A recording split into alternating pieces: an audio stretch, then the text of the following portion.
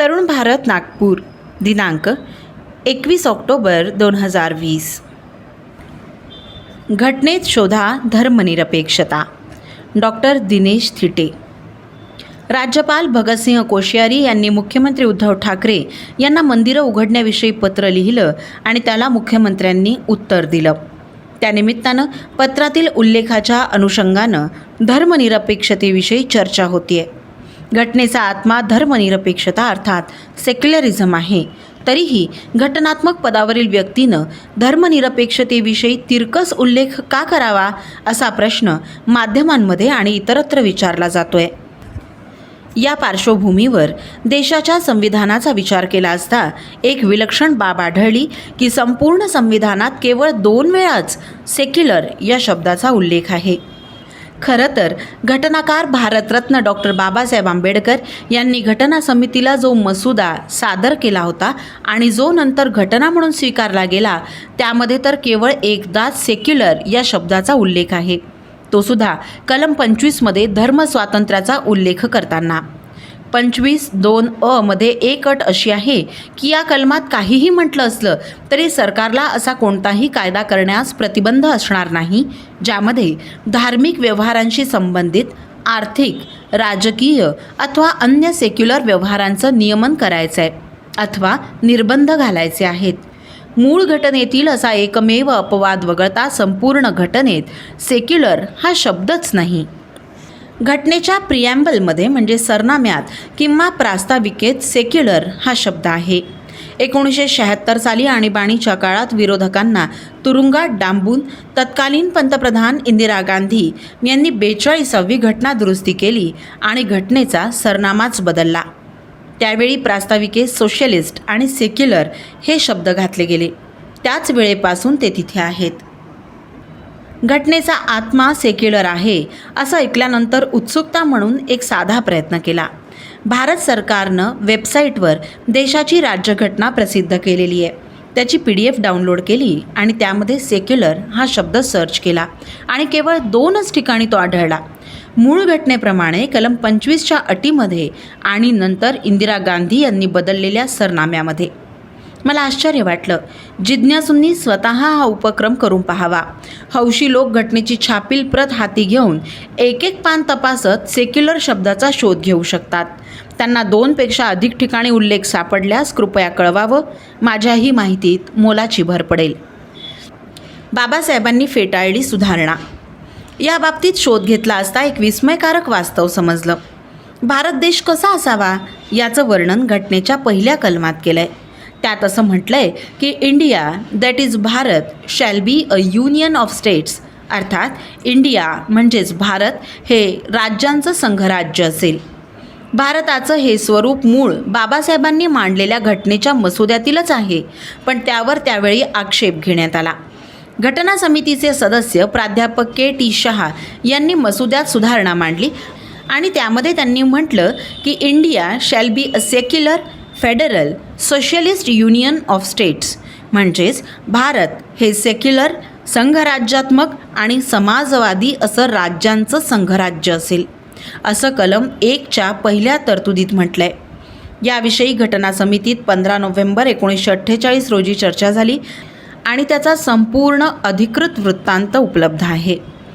संदर्भासाठी पहा constituent assembly debates official report volume 7 4 November 1948 ते 8 जानेवारी 1949 पृष्ठ क्रमांक 399 ते 403.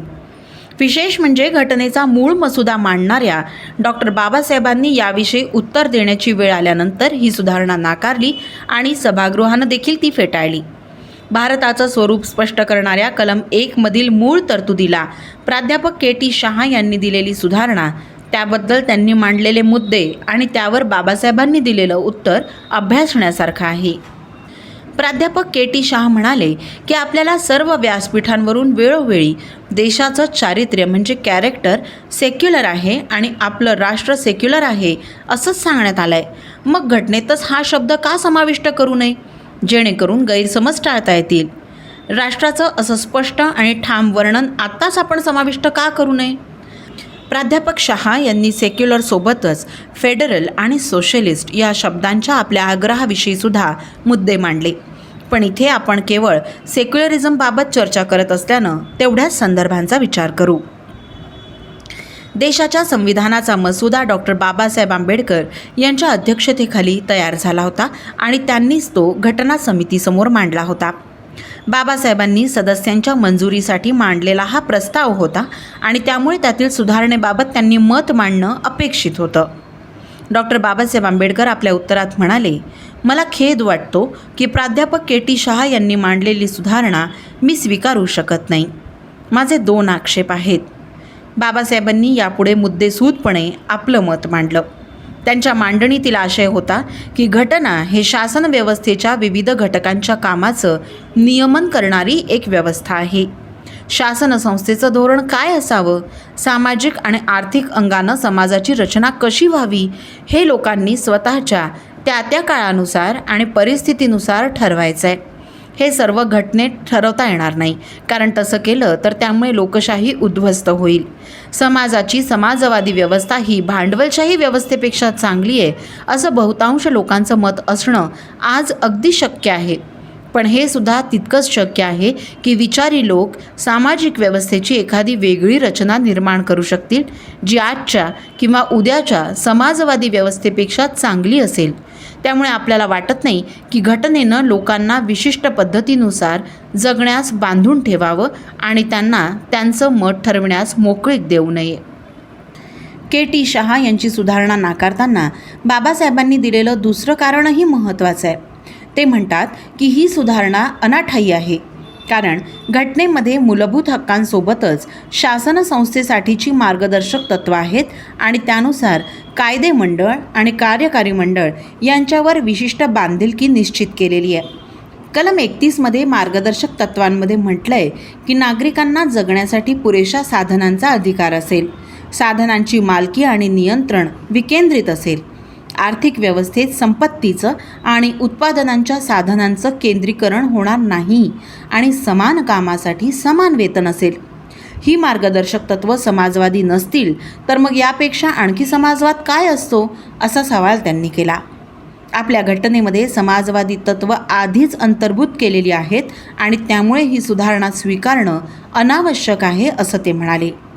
बाबासाहेबांनी आपल्या उत्तरात देशाला अधिकृतपणे समाजवादी ठरविण्याच्या सुधारणेचा समाचार घेतला आणि इतर 2 बाबी सेक्युलर आणि फेडरल याविषयी थेट भाष्य केलं नाही असं आढळतं. बाबासाहेबांच्या उत्तरानंतर सभापतीपदी असलेल्या घटना समितीच्या उपाध्यक्षांनी सुधारणेवरील मतदानासाठी प्रस्ताव पुकारला आणि हा प्रस्ताव फेटाळला गेला अशी कामकाजात नोंद आहे.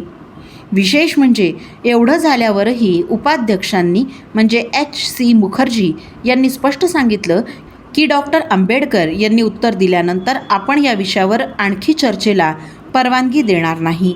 संविधानानं दिलेला अभिव्यक्ती स्वातंत्र्याचा अधिकार वापरून आपण समाजात याविषयी वारंवार चर्चा करत आहोत. ते ठीक आहे, पण घटनेची मूळ चौकट आपण ओलांडू शकत नाही याचंही भान ठेवलं पाहिजे. डॉक्टर दिनेश थिटे यांचा हा लेख आपण तरुणभारत.net या संकेतस्थळावरही ऐकू शकता. असे अभ्यासपूर्ण लेख ऐकण्यासाठी तरुण भारतच्या YouTube चॅनलला आजच सबस्क्राईब करा, लाईक करा आणि शेअर करायलाही विसरू नका. धन्यवाद.